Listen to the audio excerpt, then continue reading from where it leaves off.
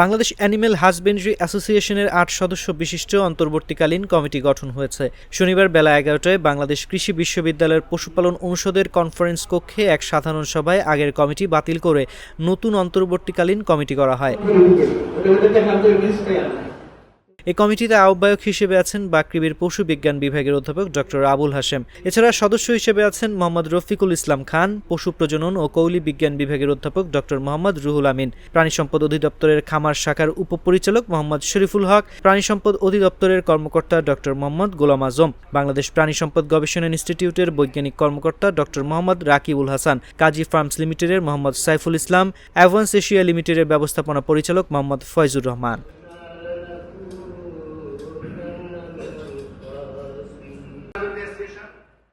নতুন কমিটির আহ্বায়ক ও বাকৃবির পশু বিজ্ঞান বিভাগের অধ্যাপক ডক্টর আবুল হাশেম বলেন, আগের কমিটির সদস্যরা তৎকালীন স্বৈরাচারী ও গণহত্যাকারী সরকারের সমর্থন করত, তাই ওই কমিটির কোনো গ্রহণযোগ্যতাই বর্তমানে নেই। আমাদের নতুন কমিটি অ্যানিম্যাল হাজবেন্ডারিকে বহুদূর এগিয়ে নিয়ে যেতে সর্বদা সচেষ্ট থাকব।